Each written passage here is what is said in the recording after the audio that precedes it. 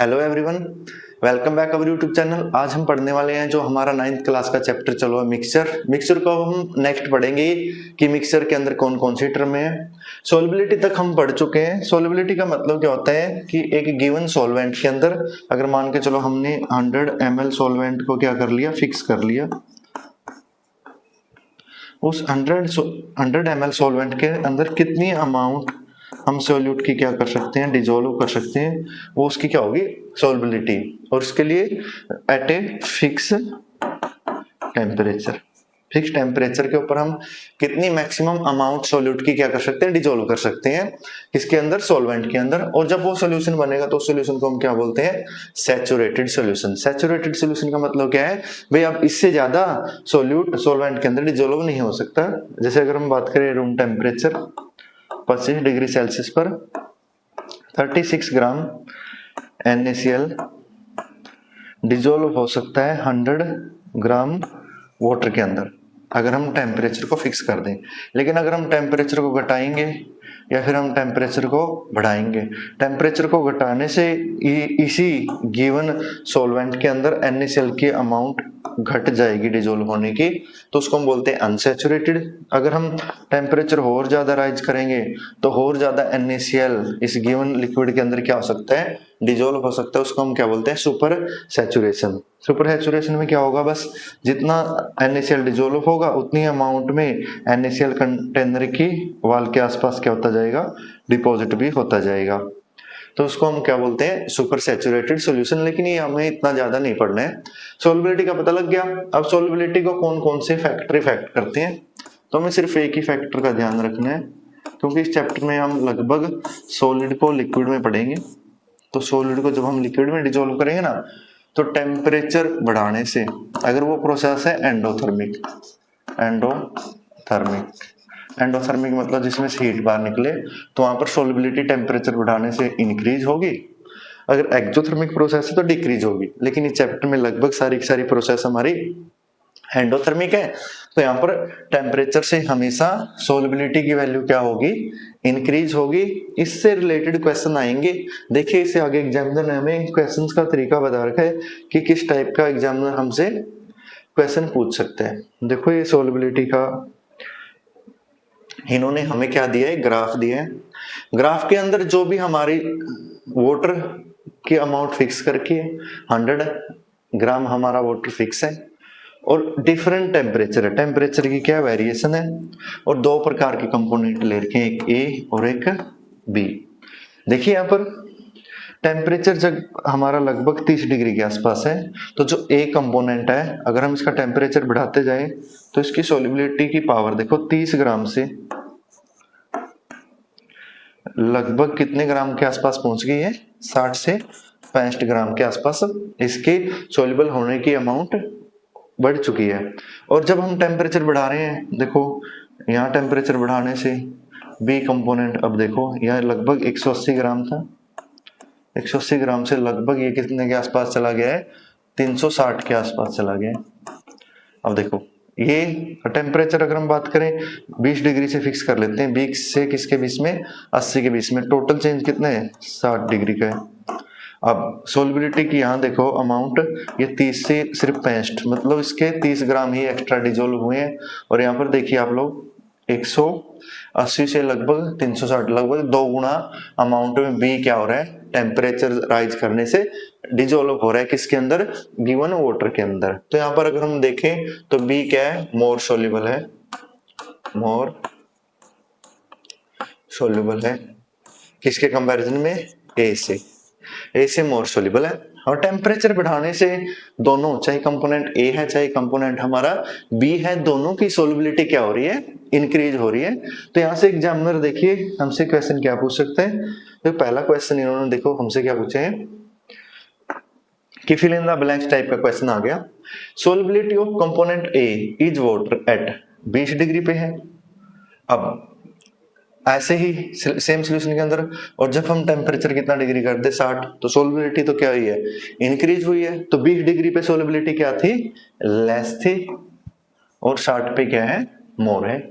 ऐसे ही solubility of component B 20 degree पे क्या है, लेस है, 60 पर क्या है, मोर। हमने पढ़ा ही है ना, वो 180 से लगभग 180 ग्राम डिजोल्व हो रहा था 20 डिग्री पे, और 60 डिग्री पे लगभग 300 ग्राम के आसपास बी कंपोनेंट क्या हो रहा है, डिजोल्व हो रहा है किसके अंदर, गिवन अमाउंट ऑफ वाटर के अंदर। तो यहाँ पर जो हमारी सोलबिलिटी है वो क्या हो रही है, इंक्रीज हो रही है, किसके बढ़ाने से, टेम्परेचर के बढ़ाने से।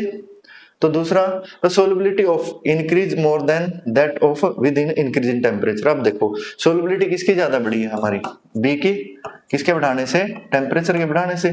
तो solubility of be increase more than solubility of A with increase in temperature. तो टेम्परेचर इंक्रीज करने से ए कंपोनेंट की सोलबिलिटी भी इंक्रीज हुई है, इतना ज्यादा नहीं हुई है जितना ज्यादा हमारे बी कंपोनेंट की सोलबिलिटी क्या हुई है, इंक्रीज हुई है। इसके बाद नेक्स्ट देखें, डिफरेंट टाइप के सेपरेशन के मेथड। भाई मिक्सचर्स को हम कैसे एक दूसरे के अंदर से क्या कर सकते हैं, सेपरेट कर सकते हैं। तो सबसे पहली प्रोसेस का नाम क्या है, क्रिस्टलाइजेशन। देखो क्रिस्टलाइजेशन एक प्रोसेस है जिसके अंदर हम एक इम्प्योर ऑर्गेनिक कंपाउंड को प्योर बनाने के लिए इस मेथड का क्या करते हैं, प्रयोग करते हैं। देखो इस प्रोसेस के अंदर हम क्या करते हैं, कोई भी ऑर्गेनिक कंपाउंड लेते हैं और साथ में उसके अंदर क्या होती है, इम्प्योरिटी। अब अगर देखो बिल्कुल प्योर ऑर्गेनिक कंपाउंड लेके आएंगे, वो तो बहुत ज्यादा क्या होगा, एक्सपेंसिव होगा। तो लैब में बच्चों को सिखाने के लिए ऐसा ऑर्गेनिक कंपाउंड खरीद कर लेकर आया जाता है जिसके अंदर साथ में भी क्या होती है, इम्प्योरिटी।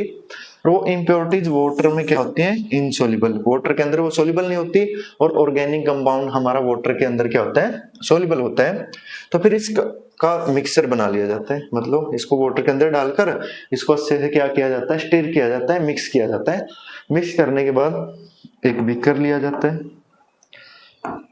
बीकर के ऊपर क्या लगाई जाती है, सेपरेटिंग फनल, और इस फनल के ऊपर फिल्टर पेपर, और फिर इस सोल्यूशन को यहाँ से क्या किया जाता है, फिल्टर किया जाता है। फिल्टर करने के बाद जो इम्प्योरिटी है, जो वाटर इनसोल्युबल है, जो वाटर के अंदर सोल्युबल नहीं है, वो फिल्टर पेपर के ऊपर रह जाती है, और नीचे फिल्ट्रेट लिक्विड जिसके अंदर वाटर होगा और प्लस हमारा ऑर्गेनिक कंपाउंड होगा, और इस वेस्टेज को तो यहाँ से निकाल दिया जाता है। और फिर जो यहाँ पर ये सोल्यूशन बचेगा उसको क्या किया जाता है, गर्म किया जाता है, और दोबारा जैसे हमारे ऑर्गेनिक कंपाउंड के क्रिस्टल होते हैं ऐसे ही क्रिस्टल्स को दोबारा ऑब्टेन कर लिया जाता है। उस प्रोसेस का नाम क्या है, रिक्रिस्टलाइजेशन। और जो रिक्रिस्टलाइजेशन है वो हमारी किस पे डिपेंड करती है, टेम्परेचर पर। तो यहाँ पर इन्होंने ऊपर वाला जो क्वेश्चन था उसी से रिलेटेड एक एग्जांपल ले रखा है। देखिए एग्जांपल में क्या कर रखा है, you have learn to prepare a saturated solution. भाई आप लोग सैचुरेटेड सॉल्यूशन तो बनाना सीख गए होंगे। सैचुरेटेड सॉल्यूशन का मतलब क्या है, गिवन टेम्परेचर के ऊपर हम कितनी मैक्सिमम अमाउंट सोल्यूट की हमारे सोलवेंट के अंदर क्या कर सकते हैं, डिजोल्व कर सकते हैं, उसको हम क्या बोलते हैं, saturated solution. If you take a saturated solution of a component B, अगर आप बी का सैचुरेटेड सॉल्यूशन लें इन वाटर एट कितने पे, 60 डिग्री सेल्सियस पर, कंपेयरिंग बाय डिजोल्विंग। अब देखो 60 डिग्री पर वो कितना डिजोल्व हो रहा है, 287, और of a component be in 1000 gram of water. What will happen if gradual cooling, अगर हम क्या कर दें, कूलिंग करें, मतलब टेम्परेचर हम 60 से किसके ऊपर लेके जाएं, 40 के ऊपर, तो सोल्युबिलिटी भी हमारी क्या होगी, डिक्रीज होगी। अब वो कितने ग्राम सोल्यूबल है, 241। ठीक है, अब बताओ तो हमें उसके क्या मिलेंगे, अब क्रिस्टल बनना शुरू हो जाएंगे। अगर टेम्परेचर हम क्या करेंगे, हम देखो स्टार्टिंग में टेम्परेचर 60 डिग्री था, तो हमारा 287 ग्राम बी कंपोनेंट क्या था, वाटर के अंदर डिजोल्व था। टेम्परेचर कम किया तो क्रिस्टल बन जाएंगे, दोबारा किसके बनना शुरू होंगे, सोल्यूशन के अंदर बी के। वो कितने बनेंगे, 287 में से हम क्या करेंगे, 241 को माइनस करेंगे तो कितना आएगा, 46 ग्राम हमारा क्रिस्टल की फॉर्म में कौन, बी कंपोनेंट सोल्यूशन के अंदर बच जाएगा। अब क्रिस्टल क्या होते हैं, क्रिस्टल का मतलब क्या होता है, अगर हम सॉलिड के पार्टिकल्स को एक रेगुलर ज्योमेट्री के अंदर क्या कर ले, अरेंज कर ले, उसको हम क्या बोलते हैं, क्रिस्टल बोलते हैं। क्रिस्टल क्या होता है, crystal is a solid that made up of A particle, जो किस चीज से मिलकर बनना, पार्टिकल्स के, arrange in regular geometrical pattern, मतलब एक रेगुलर पैटर्न के अंदर अगर हम पार्टिकल्स को क्या कर लें, अरेंज, जैसे ये पार्टिकल्स हैं, हमने इनको ऐसे अच्छे से क्या किया, अरेंज किया, तो इसको हम क्या बोलते हैं, क्रिस्टल बोलते हैं, वैसे क्रिस्टल 3D है, वहां पर डिफरेंट टाइप की ज्योमेट्रियां बनती है, जैसे टेट्राहेड्रल, ऑक्टाहेड्रल, स्क्वायर प्लेनर, वो आपकी हायर क्लासेस के अंदर है। आप लोग यहाँ पर जस्ट समझो कि अगर सेम टाइप के पार्टिकल्स को हम एक रेगुलर अरेंजमेंट के अंदर क्या कर ले, अरेंज कर ले, उस चीज को हम क्या बोलते हैं, क्रिस्टल बोलते हैं।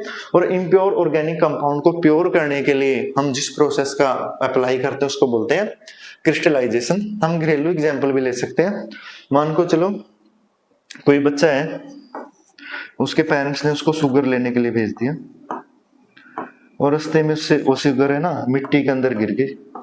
अब बच्चा पेरेंट्स से डरकर मिट्टी के साथ उस शुगर को क्या कर लिया, उसने इकट्ठा किया और पॉलिथीन में डाल लिया। तो अब पेरेंट्स देखेंगे तो वो आसानी से उस मिट्टी को सेपरेट नहीं कर पाएंगे, किससे, उस जो पॉलिथीन था, उस पॉलिथीन के अंदर मिट्टी भी होगी और शुगर भी होगी। तो वहां पर अपने रिक्रिस्टलाइजेशन का प्रयोग कर सकते हैं अगर चाहें तो उस इम्प्योरिटी के साथ, क्योंकि जो हमारी सॉइल है, मिट्टी है, वो वाटर के अंदर सोल्यूबल नहीं है, तो उसको फिल्टर पेपर से फिल्टर कर कर उसका सोल्यूशन बनाकर वाटर के अंदर हम शुगर और वाटर ओनली होगा, यहाँ पर जो बीकर होगा इसके अंदर क्या होगा, वाटर और शुगर ओनली होगा, जो हमारी मिट्टी ऊपर फिल्टर पेपर पे आ जाएगी। और फिर जो नीचे वाला सोल्यूशन है उसको हम हीट कर कर दोबारा से शुगर को क्या कर सकते हैं, ऑब्टेन भी कर सकते हैं। हमारी डेली लाइफ का एग्जाम्पल हो सकता है। वैसे जो क्रिस्टलाइजेशन है इस चीज का प्रयोग किया जाता है ऑर्गेनिक कंपाउंड को सेपरेट करने के लिए। यहाँ पर हमें डिफरेंट टाइप के क्रिस्टल दिखाए गए हैं, जैसे ये रॉक साल्ट का क्रिस्टल हो गया हमारा, दूसरा कैंडी शुगर का क्रिस्टल, मतलब जो हम घरेलू यूज करते हैं, मिश्री बोलते हैं जिसको आप लोग, और नेक्स्ट क्या है, एंड फ्रोस्ट, और ये कोई फ्रोस्ट का क्या हो गया, क्रिस्टल हो गया। और क्रिस्टलाइजेशन आप लोग समझ गए हैं ना, इसका प्रयोग कहाँ किया जाता है, लेबोरेटरी के अंदर किया जाता है।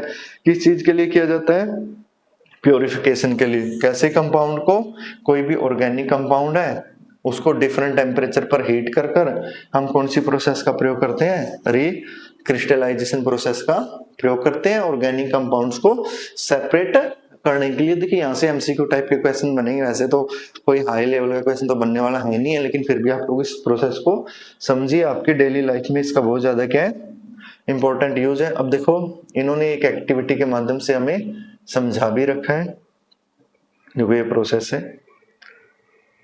इस प्रोसेस के अंदर इन्होंने क्या कर रखा है, कॉपर सल्फेट के इम्प्योर क्रिस्टल्स को प्योरीफाई किया इन्होंने क्या किया है, take a 1 gram of copper sulphate, किसके अंदर, 250 ml ऑफ वाटर के अंदर, उसको अच्छा आसानी से क्या करना है, फिर अच्छे से आसानी से नहीं स्टीर करना है। उसके बाद हमें कोशिश करनी है कि जो अनवांटेड आसपास का एनवायरनमेंट है वहां वो उसके साथ रिएक्शन ना कर ले। तो जो हमारा कंटेनर है जिसके अंदर हम सोल्यूशन बना रहे हैं उसको अच्छे से हमें क्या करना है, ढक लेना है। उसके बाद add a more copper sulphate until the solution become saturated, मतलब और ज्यादा हम कॉपर सल्फेट उसके अंदर क्या करेंगे, डिजोल्व करेंगे। पहले 1 ग्राम लिया, 2 ग्राम, 3 ग्राम, 5 ग्राम, 6 ग्राम, 7 ग्राम, जितना भी हम मैक्सिमम उस कॉपर सल्फेट को गिवन वाटर के अमाउंट के अंदर क्या कर सकते हैं, डिजोल्व कर सकते हैं। फिर उसके जो सोल्यूशन बना उसको हम क्या करेंगे, हीट करेंगे। हीट करने के बाद हमें क्लियर सोल्यूशन मिलेगा, थोड़ी बहुत जो इम्प्योरिटी है वो क्या हो जाएंगी, सेपरेट हो जाएंगी। फिर उस इम्प्योरिटीज को हम क्या करेंगे, फिर फिल्टर पेपर की हेल्प से क्या कर लेंगे, उनको क्या कर लेंगे, जैसे जो सोल्यूशन बनकर तैयार हुआ उसको फिल्टर पेपर की हेल्प से अच्छे से, देखो यहाँ पर जो इम्प्योरिटी के साथ हमारा क्या था, कॉपर सल्फेट था, उसको हम अच्छे से स्टीर करेंगे। जो इम्प्योरिटी वगैरह है वो क्या हो जाएंगी, सेपरेट हो जाएंगी, हमें कॉपर का क्लियर सोल्यूशन मिलेगा। फिर उसको फिल्टर करेंगे, जो यहाँ पर फिल्टर पेपर है उसके ऊपर इम्प्योरिटीज वगैरह रह जाएंगी। फिर उसको हम दोबारा हीट करेंगे। हीट करने के बाद जो कॉपर के क्रिस्टल बनेंगे, और ज्यादा हीट करते जाएंगे, कॉपर के सल्फेट के जो क्रिस्टल बनेंगे, हीटिंग करेंगे। यहाँ पर हीटिंग करने के बाद जो वाटर वेपर वो तो उड़ जाएगी और लास्ट में हमें प्योर कॉपर सल्फेट का क्या मिल जाएगा, क्रिस्टल मिल जाएगा। इस प्रोसेस का नाम क्या है, रिक्रिस्टलाइजेशन। इम्प्योर कॉपर सल्फेट को प्योर करने के लिए जिस टेक्निक का हम क्या करते हैं, प्रयोग करते हैं। देखो इसमें 3 मेथड रहेंगे। पहले स्टेप में हम क्या बनाएंगे, सॉल्यूशन के अंदर, मतलब गिवन लिक्विड के अंदर कॉपर सल्फेट को क्या करेंगे, डिजोल्व करेंगे। फिर उसको बी स्टेप में क्या करेंगे, फिल्टर करेंगे। फिल्टर करने के बाद जो फिल्ट्रेट बचेगा, इम्प्योरिटी देखो हमारे फिल्टर पेपर के ऊपर रह जाएंगी, उसको हीट करेंगे। हीट करने के बाद उसके प्योर क्रिस्टल बनेंगे, जिसको हम वाच ग्लास के ऊपर क्या कर लेंगे, ऑब्टेन कर लेंगे। इस कंप्लीट प्रोसेस का नाम क्या है, क्रिस्टलाइजेशन या क्रिस्टलाइजेशन बोल सकते हैं। क्रिस्टलाइजेशन क्या होती है? किसी भी इम्प्योर मिक्सचर को क्या करना, प्योर करना, उस प्रोसेस का नाम क्या है? क्रिस्टलाइजेशन। इस एक्टिविटी के बाद हमसे कुछ ये पूछना चाह रहे हैं, देखिए इन्होंने क्या कहा, place a 1-2 ml of saturated copper sulphate solution on a small glass की प्लेट पे रखना है और एक लेमिनेशन शीट के ऊपर leave it for some time. What do you observe? Did you get a crystal? If you get it we good way to experiment. अब उसको हम क्या करेंगे, वॉच ग्लास के ऊपर रखेंगे, जो वाटर कंटेंट है वो धीरे धीरे क्या हो जाएगा, उड़ जाएगा। और सबसे अच्छे से किसके ऊपर से उड़ेगा? हमारी वॉच ग्लास या फिर सीट पेपर, कहीं से भी, दोनों से वो आसानी से जो वाटर कंटेंट थोड़ा बहुत रह गया ना उन क्रिस्टल्स के अंदर, वो क्या हो जाएगा, उड़ जाएगा। तो हमें प्योर क्रिस्टल मिल जाएंगे किसके? कॉपर सल्फेट के। इसके बारे में ज्यादा कुछ करना नहीं है, बस ये एक प्रोसेस है, इसका थोड़ा बहुत क्या करना है, ध्यान रखना है। वैसे हमारी डेली लाइफ में जो ये क्रिस्टलाइजेशन प्रोसेस है उसका महत्व क्या है? जैसे पहले जो दांडी मार्च सुना ना आपने, महात्मा गांधी ने क्या किया था, समुद्र के पानी से जो खारा पानी था समुद्र का, उससे नमक बनाया था ना, वो भी क्रिस्टलाइजेशन प्रोसेस की थी। तो जो सी वाटर था ना समुद्र का पानी, वो भी क्या होता है, एक सैचुरेटेड सॉल्यूशन होता है किसका? साल्ट का और प्लस वाटर का, जिसको हम बैरिन बोलते हैं। उस बैरिन को फिर क्या किया जाता है, हीट किया जाता है, और हीट करने के बाद हमें साल्ट के क्या मिल जाते हैं, क्रिस्टल मिल जाते हैं। इस प्रोसेस का नाम भी क्या है, क्रिस्टलाइजेशन या क्रिस्टलाइजेशन बोल सकते हैं। इस प्रोसेस का नाम क्या है, क्रिस्टलाइजेशन, क्रिस्टलाइजेशन या क्रिस्टलाइजेशन बोलो।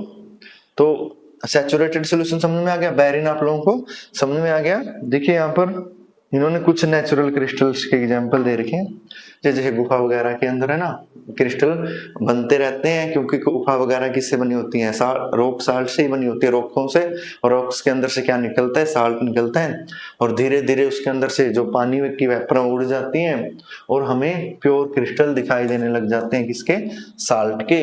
ये एग्जाम्पल हमें बता रखा है, you have visit a place where large crystal deposit can be observe in a nature, such a crystal can be found in a various location including mines के अंदर हो सकते हैं, केव्स गुफाओं के वगैरह के अंदर हो सकते हैं, even with in earth crust धरती के अंदर भी हो सकते हैं। तो इसके बारे में थोड़ा बहुत देख लेना। वैसे ये गुफाओं वगैरह के अंदर मिलते रहते हैं, हमें इतना नहीं पढ़ना, हमें केमिस्ट्री पढ़नी है, हिस्ट्री की ज्यादा जानने की जरूरत हमें नहीं है। अब देखो जो पहले लोग थे ओल्ड टाइम में, वो क्या करते थे, समुद्र के पानी से क्या बनाते थे, नमक बनाते। उसकी इन्होंने कुछ हिस्ट्री बता रखी है। देखो यहाँ पर देखिए क्रिस्टलाइजेशन क्या एक इंटरेस्टिंग बात बताई गई है भाई, जो ये एसेंट प्रोसेस है, मतलब पुरानी प्रोसेस है। जो कोस्टल एरिया के आसपास के लोग थे, जो समुद्र एरिया के क्या रहते थे, पास रहते थे, उसको क्या बोलते थे, पंगा साल्ट।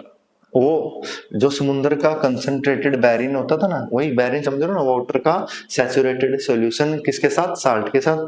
उसको क्या किया जाता था, बॉईल किया जाता था, और उसकी जो पानी की वेपर तो वहां से हटा दी जाती थी, और जो साल्ट बनता था उस साल्ट को क्या बोला जाता था, क्रैकेट्स salt. Salt crystal of different size. अब देखो साल्ट के जो क्रिस्टल बनते थे वो क्या बनते थे, डिफरेंट टाइप के बनते थे, जिसको पहले मोटा नमक बोला जाता था ना। तो वो भी कौन सी प्रोसेस से मिलता था, क्रिस्टलाइजेशन प्रोसेस से मिलता था। इसे नेक्स्ट देखिए, प्रोसेस का नाम क्या है, डिस्टिलेशन। डिस्टिलेशन क्या होता है, दो मिक्सिबल लिक्विड्स को, ऐसे लिक्विड्स दो एक दूसरे के अंदर मिक्स हो जाए, उनको सेपरेट करने की प्रोसेस को हम क्या बोलते हैं, और डिस्टिलेशन बोलते हैं। और उन दोनों लिक्विड के जो बॉइलिंग पॉइंट है उसमें कितना का डिफरेंस होना चाहिए, 25 डिग्री का डिफरेंस होना चाहिए। जैसे अल्कोहल और प्लस वाटर का सोल्यूशन है, दोनों को सेपरेट करना है, तो इस टेक्निक का क्या किया जाता है, प्रयोग किया जाता है। उस प्रोसेस का नाम क्या है, डिस्टिलेशन। डिस्टिलेशन का मतलब समझ गए ना आप लोग, ऐसे टू मिक्सिबल मिक्सचर्स जिनको हम क्या करना चाह रहे हैं, सेपरेट करना चाह रहे हैं, उनके बॉइलिंग पॉइंट के डिफरेंस के बेस पे। मान के चलो एक का बॉइलिंग पॉइंट 80 है, दूसरे का 120 है, तो पहले हम दोनों लिक्विड्स को क्या करेंगे, हीट करेंगे। पहले वो वेपर किसकी बनेंगी, क्योंकि पहले टेम्परेचर कहाँ जाएगा, 80 डिग्री पे जाएगा। और जब तक सारे के सारे जो लिक्विड जिसका बॉइलिंग पॉइंट क्या 80 डिग्री है, जब तक उसके सभी के सभी बॉन्ड टूटकर उसके जो कंपोनेंट्स है किस में कन्वर्ट नहीं हो जाते, वेपर्स में, तब तक जो हमारा टेम्परेचर वो 80 डिग्री ही रहेगा, क्योंकि जितनी ज्यादा हीट हम सप्लाई करेंगे ना वो सारी की सारी हीट है उस लिक्विड्स के बीच के जो मॉलिक्यूल्स हैं उनके बॉन्ड को तोड़ने में क्या हो जाएगी, यूज हो जाएगी, जिसको हम क्या बोलते हैं, लेटेंट हीट भी बोलते हैं, लेटेंट हीट ऑफ वेपराइजेशन। और फिर जो वेपर बनेंगे उस वेपर को हम क्या कर लेंगे, ठंडा कर लेंगे। उस प्रोसेस का नाम क्या है, डिस्टिलेशन। तो डिस्टिलेशन समझ में आ गया ना, ऐसे लिक्विड्स जिनके बॉइलिंग पॉइंट में लगभग 25 डिग्री का क्या हो, डिफरेंस हो, ऐसे लिक्विड्स को हम एक दूसरे से सेपरेट करने की टेक्निक्स का यूज करते हैं। उस टेक्निक्स का नाम क्या है, डिस्टिलेशन। देखिए यहाँ पर इन्होंने डिस्टिलेशन की एक प्रोसेस समझा रखी है, एसीटोन प्लस वाटर की। अब देखो इस प्रोसेस के अंदर क्या दिखाया गया है, इस प्रोसेस के अंदर ये हमारे स्टैंड हो गया, ये बर्नर हो गया, ये वायर गेज हो गया, ये हमारी कोनिकल फ्लास्क हो गई, और ये हमारा कंडेंसर हो गया, ये थर्मामीटर हो गया। अब इन्होंने दो सोल्यूशन लिए, एक तो एसीटोन और दूसरा किसका, वाटर का। अब दोनों के बॉइलिंग पॉइंट में बहुत ज्यादा डिफरेंस है, एक 56 के आसपास है और दूसरा वाटर 100 डिग्री के आसपास है। तो दोनों के सोल्यूशन को हम हीट करेंगे बर्नर की हेल्प से। हीट करने के बाद पहले मान के चलो ए कंपोनेंट एसीटोन है, बी कंपोनेंट क्या है, हमारा वाटर है। तो ए का जो बॉइलिंग पॉइंट है वो कम है, किसके कंपैरिजन में, बी के कंपैरिजन में। तो पहले जो लिक्विड है उसकी वेपर बनेगी, तो उसकी वेपर को ठंडा कर कर किसके अंदर ऑब्टेन कर लिया जाएगा, हमारे कोनिकल फ्लास्क के अंदर। और धीरे धीरे ऐसी सिचुएशन आ जाएगी लगभग सारा का सारा एसीटोन बाहर चला जाएगा। अब जो वाटर है यहाँ पर बच गया, उसको भी हम हीट कर सकते हैं, वही इसी प्रोसेस से दूसरे कोई कंटेनर के अंदर हम वाटर को भी क्या कर सकते हैं, सेपरेट कर सकते हैं। इस प्रोसेस का नाम क्या है, हमारा डिस्टिलेशन। तो डिस्टिलेशन में क्या होता है, दो लिक्विड्स को सेपरेट करना जिनके बॉइलिंग पॉइंट में लगभग 25 डिग्री का क्या होगा, डिफरेंस होगा। पहले जिसका बॉइलिंग पॉइंट लो है उसकी वेपर बनेगी, उसकी वेपर को ठंडा कर लिया जाएगा, फिर बाद में बी कंपोनेंट्स की वेपर को भी ठंडा कर कर दोनों प्योर लिक्विड्स को एक दूसरे से क्या कर लिया जाएगा, सेपरेट कर लिया जाएगा। जैसे जो लोग शराब निकालते हैं ना, तो वो वैसे ही करते हैं। अल्कोहल का जो हमारी घर के अंदर बनने वाली देसी शराब बोलते हैं जो, उसके अंदर क्या होता है, अल्कोहल प्लस वाटर, और दोनों के टेम्परेचर में क्या होता है, डिफरेंस। तो जो भी वो कई बार कुकर में भी वो निकालते हैं शराब, या मान लो चलो हीट कर रहे हैं, ये कोई कंटेनर है, इसके अंदर हमारे पास वाटर का और अल्कोहल का मिक्सचर है। अब जब यहाँ पर हीट करेंगे तो जो अल्कोहल है उसका बॉइलिंग पॉइंट कम होता है, तो पहले इसकी वेपर बनेंगे और यहाँ पाइप की हेल्प से फिर उसको किसी ठंडे पानी से गुजारा जाएगा पाइप को, और यहाँ पर कोई बोतल वगैरह रख ली जाएगी। तो सबसे पहले जो हमारा अल्कोहल है इसकी वेपर बनेगी, इसकी वेपर को ठंडा कर कर किसके अंदर भर लिया जाएगा, बोतल्स के अंदर। तो धीरे धीरे मान के चलो दोनों 20-20 लीटर हैं, तो लगभग 19 लीटर के आसपास जो अल्कोहल है वो आसानी से क्या हो जाएगा, सेपरेट हो जाएगा। और जो बिल्कुल स्टार्टिंग का अल्कोहल होगा 2 से 5 लीटर का, वो तो बिल्कुल ही 100% क्या होगा, बिल्कुल प्योर अल्कोहल होगा, जिसको हरियाणवी में तो बोलते हैं भाई ये पहले तोड़ की दारू है, होती इसका नशा तेज है। और केमिस्ट्री की लैंग्वेज में क्या है, ये 100% प्योर क्या है, अल्कोहल है, जिसका इफेक्ट क्या होगा, बहुत ही हाई होगा। और धीरे धीरे यहाँ से हीटिंग कर ली जाती है, हीटिंग करते जाते हैं अल्कोहल की वेपर्स बनती जाती है, उनको डिफरेंट कंटेनर्स के अंदर क्या कर लिया जाता है, सेपरेट कर लिया जाता है। इस प्रोसेस का नाम क्या है, डिस्टिलेशन। तो यहाँ पर आप लोग डिस्टिलेशन समझ गए होंगे ना। डिस्टिलेशन का मतलब क्या है, दो मिसिबल्स लिक्विड्स को एक दूसरे से क्या करना, सेपरेट करना। उस कंप्लीट प्रोसेस का नाम क्या है, डिस्टिलेशन है। अब इन्होंने डिस्टिलेशन के बारे में कुछ अच्छी सी बातें बता रखी हैं, जैसे परफ्यूम वगैरह बनाने के लिए जो बोलते हैं ना, आदिल कादरी या बोलते हैं यूपी के साइड का, या मुस्लिम लोग अच्छा परफ्यूम बनाते हैं, तो वो भी डिस्टिलेशन की प्रोसेस का ही क्या करते थे, यूज करते थे। वो ऐसे बड़े बड़े मटके लेते थे और इन मटकों के अंदर ऐसे फूल, फ्लावर या लकड़ी वाटर के अंदर 1-2 दिन डिप करके रखे जाते थे, और जो उनका अर्क है, रस है, वो निकल जाता था। उसके निकलने के बाद फिर वहां पर पानी की अमाउंट तो बिल्कुल कम कर दी जाती थी, और फिर इन मटकों को क्या किया जाता, हीट किया जाता था।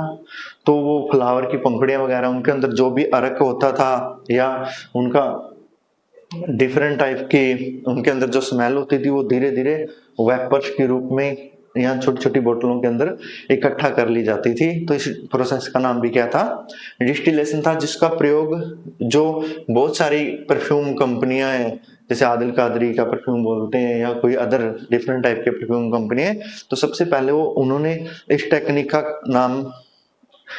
का यूज किया था, जिसका नाम क्या होता है, डैग बपका मेथड। देखो इस मेथड्स के अंदर क्या किया जाता है, the process of distillation has been used for long time, various purpose include extraction of fragrance from flower से उनकी फ्रेग्रेंस को एक्सट्रैक्ट करने के लिए, ऑब्टेन करने के लिए, ताकि उनका क्या बनाया जाए, परफ्यूम बनाया जाए।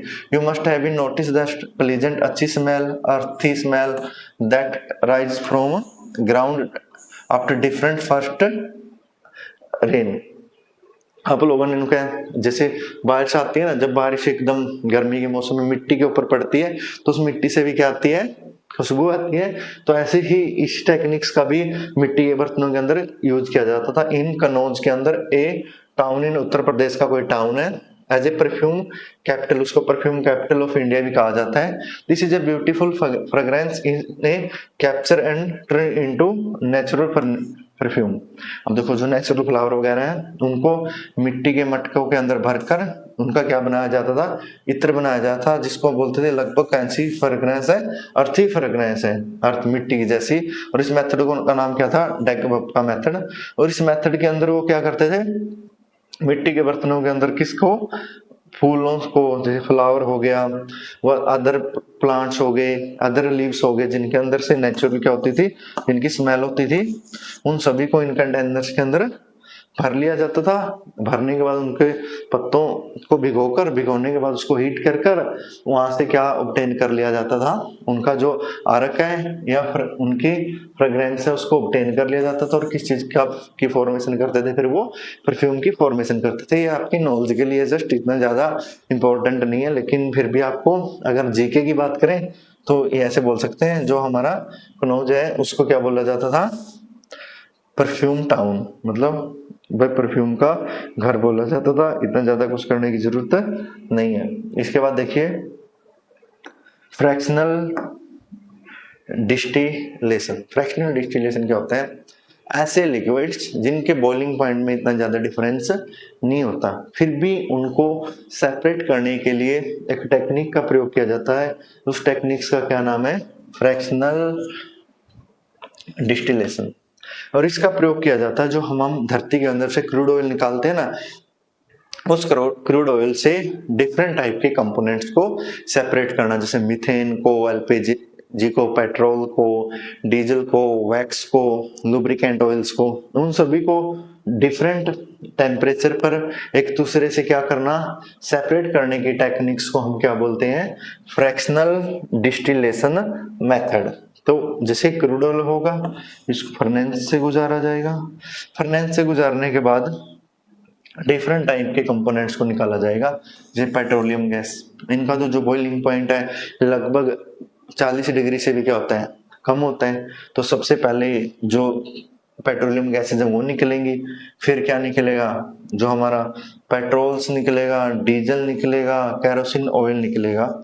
तो इनका डिफरेंट बॉइलिंग पॉइंट है। जिसका बॉइलिंग पॉइंट ज्यादा होगा उसकी वेपर बाद में बनेंगे, जिसका बॉइलिंग पॉइंट कम होगा उनकी वेपर पहले बनेगी। फिर उनकी वेपर्स को ठंडा कर कर बड़े बड़े कंटेनर्स के अंदर क्या कर लिया जाता है, फील कर लिया जाता है। उस प्रोसेस का नाम क्या है, फ्रैक्शनल डिस्टिलेशन। जैसे आपने पानीपत के अंदर देखी भी होगी, बहुत बड़ी एक पेट्रोलियम रिफाइनरी लगी हुई है, उस रिफाइनरी के अंदर इसी टेक्निक का क्या किया जाता है, प्रयोग किया जाता है। पेट्रोलियम्स के प्रोडक्ट को ऑब्टेन करना, किससे, क्रूड ऑयल से बोल सकते हैं, क्रूड पेट्रोलियम से ऑब्टेन करना। उस प्रोसेस का नाम क्या है, फ्रैक्शनल डिस्टिलेशन। देखिए, the petroleum refinery in industrial unit where crude oil is processed to obtain various useful petroleum product. The petroleum product are mixture of useful gases and liquid का वो क्या है, प्रोडक्ट है। जैसे पेट्रोलियम गैस हो गया, petrol हो गया, डीजल हो गया, केरोसिन ऑयल हो गया। The crude oil petroleum is extract from earth crust से निकाला जाता है। और फिर कौन सी प्रोसेस का, फ्रैक्शनल डिस्टिलेशन का प्रयोग किया जाता है। इस प्रयोग से उनको एक दूसरे से क्या कर लिया जाता है, अलग कर लिया जाता है। Fractional distillation process is separating A components of a mixture. Mixtures के कंपोनेंट को क्या करती है, वो सेपरेट करती है, जिनके बॉइलिंग पॉइंट में बहुत कम क्या हो, डिफरेंस हो, 25 डिग्री से भी कम उनके बॉइलिंग पॉइंट में क्या हो, डिफरेंस हो। There boiling point, this gas is fractional distillation field in cylinder. अब देखो इस प्रोसेस के तहत जो गैसेस बनकर आएंगे, देखो से पेट्रोलियम गैस है, हमने हीट किया, हीट करने के बाद क्रूड ऑयल से सबसे पहले पेट्रोलियम गैस निकली, तो उन पेट्रोलियम गैसेस को हाई प्रेशर के ऊपर कंटेनर्स के अंदर क्या कर लिया जाता है, फील कर लिया जाता है। इस कंप्लीट प्रोसेस का नाम क्या है, फ्रैक्शनल डिस्टिलेशन है। नेक्स्ट हमारा पेपर क्रोमेटोग्राफी। तो आप लोग फ्रैक्शनल डिस्टिलेशन तक इसको पढ़िए, कल हम करेंगे हमारा क्रोमेटोग्राफी में आपको जो डिफरेंट टाइप के बॉइलिंग पॉइंट है फ्रैक्शनल डिस्टिलेशन के अंदर, उसकी एक छोटी सी क्लिप है ना, इस वीडियो के लास्ट में ऐड कर दूंगा, वहां से आप लोग देख भी सकते हो कि किस प्रकार के लिक्विड का बॉइलिंग पॉइंट कितना है और किस बॉइलिंग पे पॉइंट के ऊपर कौन कौन से प्रकार के कंपोनेंट एक दूसरे के अंदर से सेपरेट हो जाते हैं जब हम फ्रैक्शनल डिस्टिलेशन अप्लाई करते हैं किसके ऊपर, पेट्रोलियम के ऊपर। Thanks for watching, thanks for supporting.